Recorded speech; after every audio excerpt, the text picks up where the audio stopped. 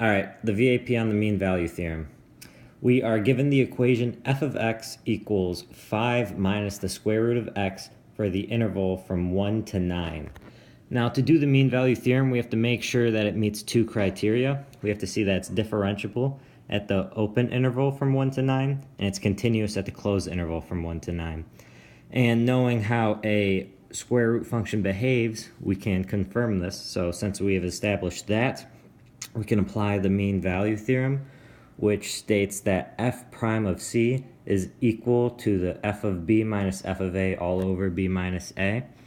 And the left side of this equation is our tangent line, and the right side is the secant line. So let's solve the secant line first. And we can do this by taking values and plugging them into our original equation. So f of 9 minus f of 1 over 9 minus 1. And solving that down, we can get negative 1/4. And since this side of the equation equals f of c, we can set it equal to our tangent line. So now to find our tangent line, we just take the derivative of our original equation of 5 minus square root of x. And that ends up being negative 1/2 x to the power of negative 1/2.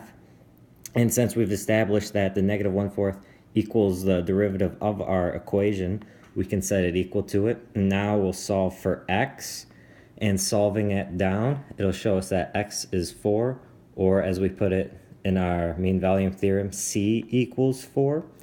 So now we can plug 4 into our original equation to get f of 4, which is 3. So now we have 2 points and a slope, and we could put it into point slope form. So that'll give us the slope and coordinates of our tangent line. So now to find our secant line, we can go back and plug in values that we already know, so 1 and 4, which we've previously solved for, and we can keep our slope of negative 1/4 since these two lines have to be parallel to each other. So this will give us y equals negative 1/4 times x minus 1 plus 4 as our secant line.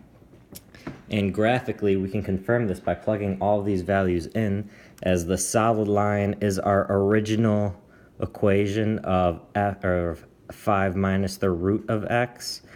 And the dashed gray line is our secant line connecting our two endpoints, 1 and 9. And our tangent line is the blue, and you can see that it's parallel to our secant line, so we can prove the mean value theorem.